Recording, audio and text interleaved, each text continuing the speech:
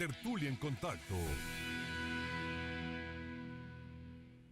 Así es, continuamos la tertulia en contacto, iniciamos con este tema de la migración, lo hemos seguido, la caravana migrante de hondureños, lo hemos seguido a través de Facebook Live y estaba yo diciendo que esto se ha movido muy rápido esta semana porque el sábado pasado solamente, es decir, hace una semana, esto comenzó a fraguarse allá en Honduras, en San Pedro Sula, cruzaron los hondureños alrededor de 3,000, dicen algunos, casi 5,000 según otras versiones, entre 2,000 y 3,000 según otros, realmente no sabemos cuántos son, no hay un dato, pero a ver, Jacobo Domínguez, tú que viviste en Honduras, porque esto no se puede entender sin el contexto de la situación, tú Sí, viviste allá, ¿qué está pasando? sin duda, Ángel. Decía un politólogo famoso que el contexto hace la diferencia. Claro, Y nada claro. más claro para poder explicar esto que estamos viendo. En primer lugar, quiero decirte que San Pedro Sula, como otra ciudad de Honduras, Tegucigalpa, son consideradas de las ciudades más peligrosas del mundo. Fíjate. Es decir, San Pedro Sula, después de Bagdad, es una de las ciudades con más altos índices de homicidio. Claro. Que gradualmente ha ido bajando, que las cifras tienen una danza considerable, pero que son ciudades de una alta conflictividad, de una enorme peligrosidad, plagadas de delincuencia organizada, desempleo. Se han presentado en la década reciente fenómenos de desplazamiento, Ángel, que quiere decir que por la situación política, económica, social y de delincuencia, las personas deben abandonar su lugar de residencia y buscar otra residencia, muchas veces allende las fronteras. En ese contexto se presenta esta marcha, Sí. que debe verse no solamente como un fenómeno migratorio regido por las normas tradicionales del derecho administrativo interno de un determinado país, sino debe verse como un fenómeno político. Esta es una marcha que plantea la reivindicación de los derechos humanos de las personas a poder acceder a una vida digna y eventualmente a que ese trayecto reciban la protección de las autoridades de aquellos países por los cuales van transitando. En ese contexto se presenta la organización de la marcha por diferentes organismos no gubernamentales y después su traslado hacia la primera frontera real, que es Guatemala. ¿Por qué frontera real? Porque todos los países centroamericanos, ustedes recordarán, que no necesitan visa para poderse transitar. Entre Entonces, ellos se puede el primer pasar. lugar de frontera real que iba a tener un punto de colisión es justamente México. Claro. Eso es una cosa completamente clara y completamente entendible. Ahora, también ahí, en México, en la frontera sur, empieza el cinturón de contención de América del Norte. Es decir, a partir de ahí se aplican determinados elementos de restricción de políticas migratorias, cuya máxima expresión la encontramos en ese, no sé cómo usar un eufemismo para hablar de el muro de Trump, que es como la representación más gráfica de una política migratoria restrictiva. Claro. Entonces, en ese orden de ideas, ahí es el primer elemento. Y ahí es donde abonan o colisionan dos derechos que son de naturalezas completamente distintas. La primera, la posibilidad de que la gente se exprese libremente a través del ejercicio de una manifestación política, como lo es la marcha, es decir, no es una excursión, no se organizaron para viajar a México, es una expresión política y debemos decirlo con todas sus letras, ¿sí? Y al mismo tiempo, bueno, va a colisionar con una dinámica administrativa de la manera como un país, el que sea, puede y debe administrar sus fronteras. Ahora, ¿cuál es en una primera apreciación lo que debería predominar? Debe predominar la negociación y la prevención. O sea, el ver a las personas con gases lacrimógenos es un error. Es uno más de los errores de la falta de pericia política, ¿sí?, de un gobierno improvisado en esa materia, a la cual le falta esa sensibilidad para atacar el problema desde siempre. Yo celebro la visita del canciller Ebrard, por ejemplo, en Honduras, que es un primer acercamiento a que México regrese a tener cierto liderazgo que nunca debió de haber perdido en materia de derechos humanos y derechos sociales en Centroamérica. Y bueno, habría que ver cuál es la evolución de esto, porque bueno, se presentan colisiones de derechos importantes y cómo se van a dar en el contexto internacional. En este sentido, Jesús, tú con la experiencia que tienes, la política exterior mexicana estaría en este momento en juego, estaría en este momento jugándose sus principios doctrinales. Pues mira, yo pensaría que, como dice Jacobo, habría que ir a las causas de la migración y a las causas de este fenómeno. Evidentemente hay un desplazamiento por la inseguridad, por las maras, hay un tema de sequía en el corredor seco de Centroamérica que está dejando a comunidades enteras prácticamente en una situación de hambruna. Y también reconozco que cualquiera de ellos no sale de su país por gusto, sale por una necesidad tremenda de mejorar sus condiciones de vida. Evidente, México, este es un fenómeno que toma por sorpresa. Estábamos comentando que los flujos migratorios entre ambos países, la mayor parte irregulares, porque la frontera está abierta. Claro. Más allá del Usumacinta, pues son kilómetros y kilómetros frontera porosa, vaya, de ¿no? una brecha. Claro, aquí no hay ningún muro, no hay ninguna barrera física aún, claro. E imposible, porque es una selva. Claro. Y lo demás es un río. Ahora, como sí considero que esa es una expresión política ante muchos fenómenos que están ocurriendo al mismo tiempo, la posición tan radical de los Estados Unidos en el tema migratorio, la llegada de un nuevo gobierno, las declaraciones del presidente electo sobre la necesidad de otorgar visas de trabajo a los migrantes centroamericanos, que yo creo que es una reivindicación justa. En tanto, esta migración debe ser ordenada. Y eso no está peleado ni con ningún principio de política exterior, ni tampoco está peleado con principios de derechos humanos. Es simplemente la potestad del Estado de ordenar sus fronteras y establecer y definir quién entra y quién no. Todos los estados tienen esa capacidad. Ahora, en esas circunstancias creo que el gobierno mexicano ha actuado con cierta cordura, avisándoles, todos van a entrar y vamos a ver qué pasa después. Supongo que les van a dar un documento migratorio de internación en el país, y después podrán aplicar con la ayuda de las Naciones Unidas a una situación de refugiado. ¿Todos van a estar en esta condición? No lo sé. Puede ser que entre algunos de ellos haya delincuentes, porque pues es la realidad, los maras no son precisamente amistosos. Claro. Y puede ser que otras personas estén siendo perseguidos por los maras y que tengan todas las condiciones para solicitar asilo. Este asunto, por ejemplo, de otorgar visas humanitarias u otorgar visas de trabajo temporal, es algo que también ha despertado muchas suspicacias, sobre todo en redes sociales. David, tú que le das ahí un seguimiento muy puntual al tema, no faltan quienes, comenten que estos centroamericanos, si les dan visa de trabajo, nos van a quitar empleo a los mexicanos. Es un asunto también que está por ahí. Sí, se vuelve una constante. De hecho, fue trending topic en el Twitter, porque el individuo siempre quiere maximizar sus utilidades y ahorita bajo esta condición, al decir son más de 3.500 personas las que puedan insertarse en el país, pues en primera instancia va a dañar nuestros fuentes de trabajo, o va a haber mayor demanda, ¿no?, de los puestos u ofertas, según cómo se vea. Esto se ha generado un fuerte caldo de conflicto en diferentes puntos de expresión, más allá de ver los aspectos que puntualmente mis compañeros han generado, porque no están viendo los derechos humanos, las personas, claro, no están viendo que ellos vienen por necesidad, claro, no están viendo que son familias completas, vienen niños, sí, que están en una zona donde por sí ya es muy árida, la zona selvática y el río Usumacinta, que es muy, muy caudaloso. claro. Entonces la población, no digo que todos, pero no están siendo receptivos a la posible internación de este contingente. Claro. Ok, vamos a ir a la segunda pausa promocional en radio, en televisión. Nos vamos a quedar todavía platicando del tema y de los otros temas por su tacto. De la tercera de En Contacto estamos conversando con los investigadores Jesús López González, David Quitano Díaz y Jacobo Domínguez Gudini sobre los temas de la semana. El tema de la migración, por supuesto, el tema de la caravana migrante desde Honduras. Y para esta parte de la tertulia, este bloque que tenemos, me gustaría que lo planteáramos en esta disyuntiva, que ya más o menos Jesús lo comentó hace unos minutos, aquí al aire también. ¿Qué va a pasar? ¿Qué tiene que hacer el gobierno mexicano con estos 3,000, 4,000, no sé cuántos, 2,500, con estos miles de migrantes que están en este momento llegando a nuestra frontera con Guatemala? ¿Y qué va a hacer sobre todo a la luz de hoy el señor Trump, como siempre, estuvo desatado en Twitter, ¿no?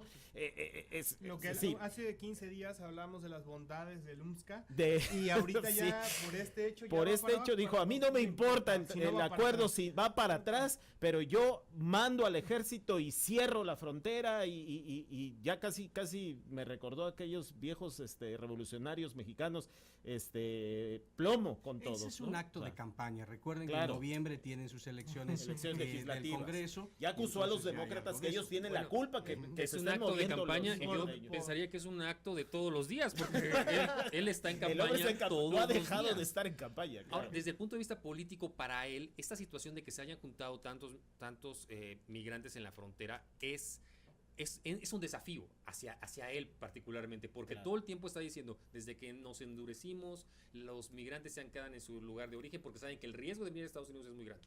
Claro. Desde que separamos familias y ese tipo de medidas estamos haciendo, o sea, una retórica espantosa, pero así lo dice, Sí, sí, sí. que Sin está recato. evitando, está disuadiendo a los migrantes a ir a A Estados llegar, Unidos. claro. Y pum, se No. le presentan 5,000 en la frontera. Sí. Los Esto juntó obviamente, todos, ¿no? este choque de la realidad con su discurso le debe de estar doliendo mucho a unos meses, a unos días, exactamente, de las elecciones en su país. Que en Estados Unidos En las elecciones noviembre, son en así noviembre, es. pero es 2 de noviembre. creo que siempre es. son 6 unas de fechas noviembre. medio raras, porque no es una fecha única, es el martes Es siguiente. el primer martes de noviembre. Algo así, algo así. Bueno, algo así. aquí A dos ver, elementos Jacobo. que son importantes. La primera de ellas es que eso que vemos ahí es una expresión simbólica.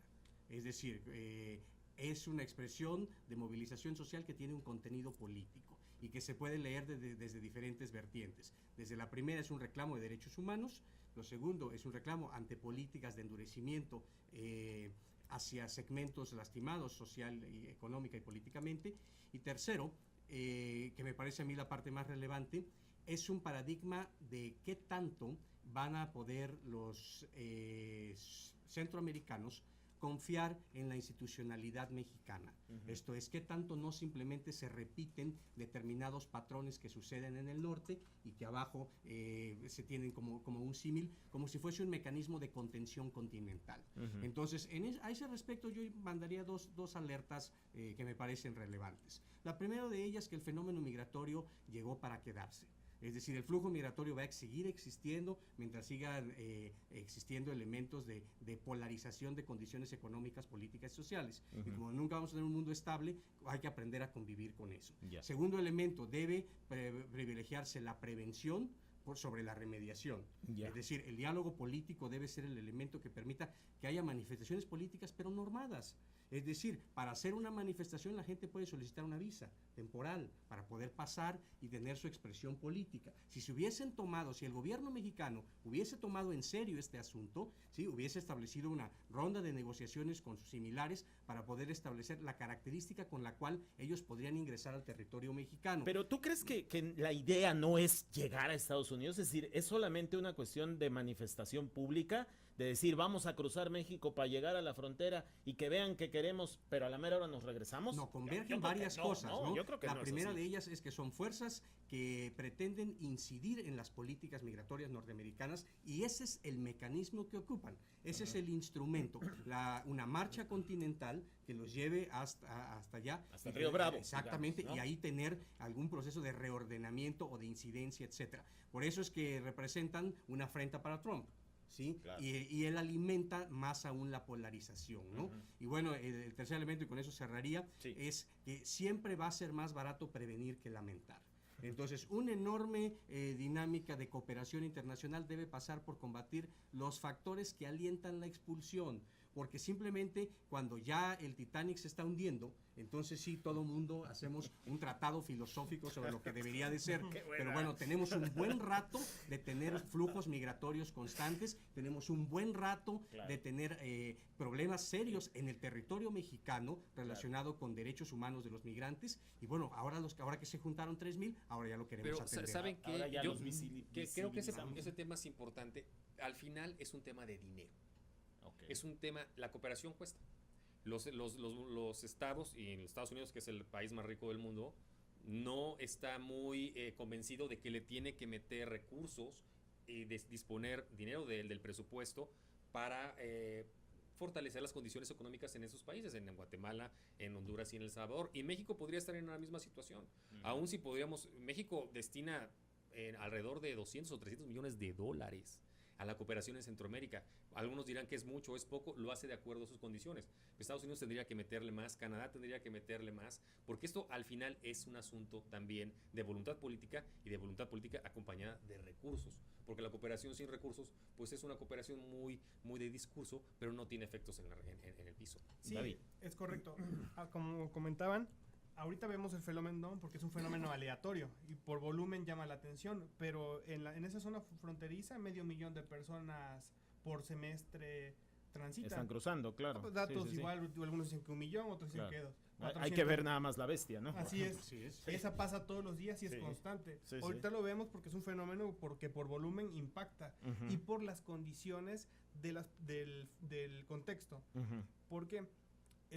Porque vienen familias. ujú, ujú. Cuando vienen en las bestias, en muchas ocasiones vienen solos. Hombres solos o Vienen hombres mujeres solos. solas. Y el ¿no? tratamiento y la lectura política es totalmente diferente. Claro. Y en efecto, México es uno de los países que para esa zona le destina mayor presupuesto dentro del Triángulo del Norte, Ujú. como proporción del PIB. Ujú. Pero no es significativo. Y ahorita lo estamos viendo. Ya pasaron una barrera migratoria y ya entraron al recinto Ujú. y ya no tiene que contener ni siquiera migración. Si se dieron cuenta en las imágenes, era la Policía Federal. Sí, la Policía Y Federal. el Ejército, Ujú. los que estaban ahí. Es decir, Ujú. no tenemos instrumentos materiales para darle respuesta al fenómeno. Ujú. Así es Ujú. sencillo. Ok, Así es. ok.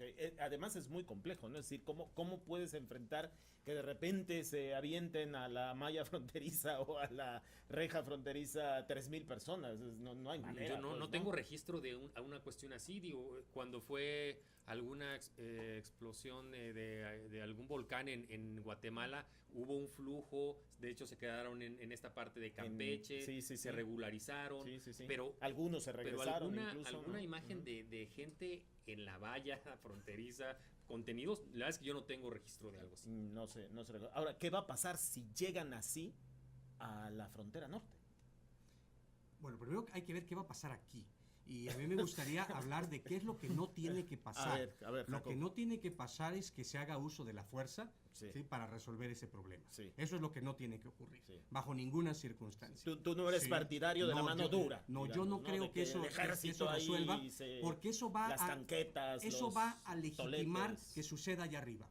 Claro. Eso va a inscribir a México en el conjunto de países que resuelven de esa manera los problemas que debe resolver el derecho humanitario. Ujú. Y entonces, ¿con qué cara vamos después a reclamar el Eso. trato a nuestros migrantes? Eso. ¿Con qué cara vamos a Eso. hablar de las deportaciones de los niños encerrados si Claro. nosotros estamos resolviendo de una manera primitiva? Entonces, yo creo que lo que no debe ocurrir es que se resuelva mediante la fuerza. Y también lo que considero que no debe de ocurrir es que lleguen hasta la zona fronteriza. Al norte. Al norte. Sí. Y si llegan tienen que estar en algún estatus que lo asistan jurídicamente. ¿Por qué? Porque si llegan allá, el esquema reactivo de las expresiones hoy del presidente de Estados Unidos, solamente los vamos a poner como carne de cañón a las personas que hoy están migrando. Sí, es que está amenazando con que va a poner al ejército en la frontera. Digo, no dice, ¿verdad?, que es para eso, pero cualquiera podría suponer, digo, además, alentando a los grupos extremistas, que no son pocos, en Texas, en Nuevo México, Arizona. En en Arizona particularmente, a que al que vean, tírenle. Y mira que llegar a la frontera tampoco está libre de obstáculos y de peligros. Tienes que por pasar supuesto. por Tamaulipas. Claro. Ya Está sabemos lo que ha Tierra pasado Blanca, en sí, otras claro. ocasiones a los migrantes. Claro. Entonces, es un problema bien complejo. Realmente creo que veremos en los próximos días cómo se atiende. Y sí creo que el gobierno mexicano tendrá que tomar nota de cada uno de ellos y, Claro. y ver la mejor forma de que su trayecto sea protegido. ¿Cómo lo gestiona? Bueno, vamos a dejar hasta ahí el tema de la caravana migrante, vamos a ir a la pausa y vamos a regresar con el otro tema, que es la última parte ya de la tertulia, que también tenemos sobre la mesa, la consulta. Ahora estamos hablando de la consulta, porque todo lo vamos a consultar. Entonces vamos a la pausa, regresando con mis estimadísimos contertulios, Jesús López González, David Quitano Díaz y Jacobo Domínguez Gudini. La consulta. Estamos entrando a la consulta, a una nueva etapa en nuestro país donde se consulta. para ver si se construye un aeropuerto en un lugar o si mejor se amplían pistas de uno y se hace en otro al mismo tiempo. Yo no sé, porque yo realmente declaro que en cuestiones de aeronáutica civil no le sé mucho, pero pues hay que ir a la consulta o no hay que ir, o qué se trata esto. Dos ideas primero. La consulta es una consulta elaborada por un ciudadano, ¿sí? Que aún no ejerce el poder, en el cual quiere consultar algo con sus electores. La consulta no es una consulta pública en términos del ordenamiento del artículo 41, que prevé la manera como tiene que hacerse una consulta con efectos vinculantes para un gobierno que quiere tomar o no una decisión. Esa tiene una normativa en específico y ahí hay la manera en que se tiene que desarrollar. Entonces, primer elemento, la consulta no tiene efectos vinculantes, tiene efectos exploratorios. Y es completamente válido que cualquier gobierno en transición o cualquier ciudadano pueda establecer un mecanismo de consulta. Es una consulta política. Es una consulta política. Segunda, es el primero de lo que ellos han querido plantear como un nuevo modelo de comunicación política. Entonces dicen, hay ciertas cosas que nosotros queremos consultarle a la gente para conocer su opinión, tendencias, etcétera, y a partir de ahí tomar decisiones sobre lo público. Mi opinión personal y estrictamente personal, es que hay ciertos asuntos que los ciudadanos le delegamos a nuestro gobierno. Es decir, nuestro gobierno tiene que tomar las mejores decisiones, ¿sí? Sí. Debe consultar a los expertos, Sí. ¿sí? Y los mecanismos que se utilicen para el diseño de políticas públicas son estricta y absolutamente responsabilidad de los funcionarios en términos del capítulo de responsabilidades de los servidores públicos que están previstos del 110 al 114 de la Constitución. Las consultas no sirven para lavarse las manos. Las consultas, los funcionarios tienen una responsabilidad constitucional que tienen que cumplir.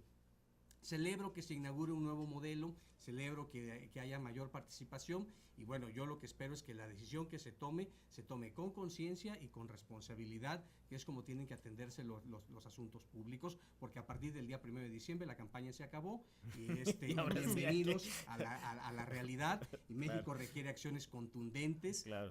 acciones técnicas de alto nivel y bueno, pues yo eso es lo que espero del nuevo gobierno.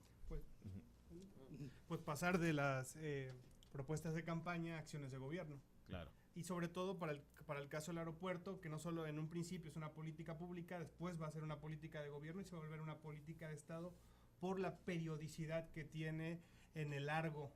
Porque no es un aeropuerto de una administración, es un aeropuerto para 50 o 100 años. Claro. Y en efecto, la forma que nos marca la Constitución, que quienes pueden mandar a hacer una consulta pública es el presidente.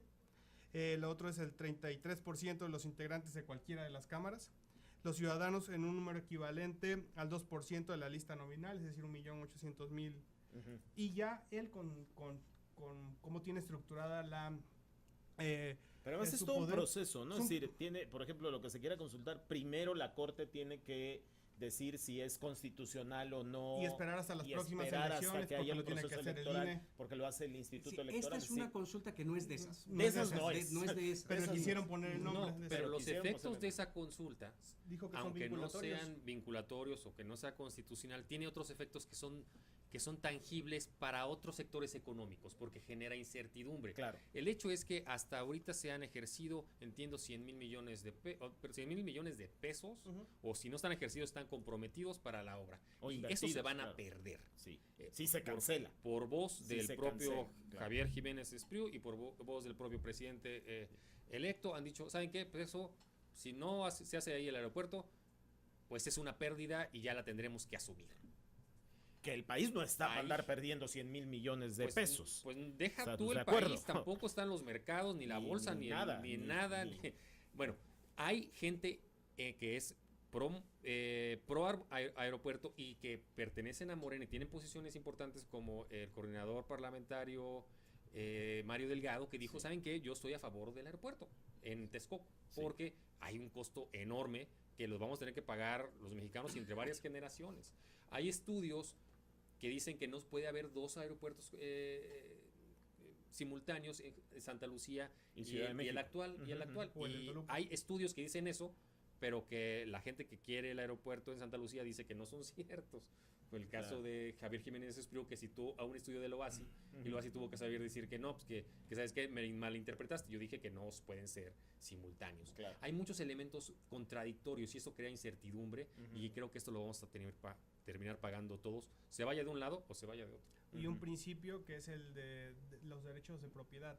¿Por qué? Porque ya hay contratos celebrados. El objeto del contrato, indemnizaciones, y además hay un derecho humano ahí, que es el derecho al trabajo, porque hay personas que en función de la localización que tiene el aeropuerto de Texcoco ya hicieron movimientos para allá en aras de generar fuentes de empleo. Ahora, hay quienes dicen que al final del día la decisión ya está tomada y que lo único que se busca es legitimarla. Bueno, allá habría que ver, porque en un momento dado, si hay una mala política de un gobierno saliente, el gobierno entrante tiene todo el mandato para modificarlo. Claro. Es decir, si finalmente el aeropuerto no está planteado en un lugar viable, aunque que representa a la larga mayores pérdidas, como lo han venido manejando algunos actores políticos con determinadas filiaciones políticas muy bien preestablecidas, bueno, pues si es un error que se cometió por el gobierno saliente, bueno, pues que se modifique. La parte aquí importante es el sustento que debe tener esto, y el sustento debe ser científico. Es decir, esto es algo que tiene que arreglarse a través de los mecanismos técnicos que existen para eso. Yo desconozco de materia de aeronáutica, nunca he sido aviador. No. Sí, para mi buena fortuna. A ver. No, creo que de eso no te pueden acusar. No, de eso no me pueden acusar. Entonces, en ese orden de ideas, eso lo deben resolver los expertos en la materia. China, por ejemplo, tiene, a través de la década reciente, una larga inversión cuantiosa en materia de aeropuertos, y va a ser el país con más aeropuertos por persona del mundo, y además es el lugar más poblado. Entonces, su política es ser accesible a los diferentes rincones del planeta. Entonces, esa dinámica de construir aeropuertos pues, es una dinámica que tiene que ser planeada a una gran escala. Pues, yo creo que es una solución técnica. Podríamos pedirle asesoría a los chinos. Digo, además, China está feliz de asesorar. Si le pedimos asesoría a los chinos, van a venir los chinos a construirlo.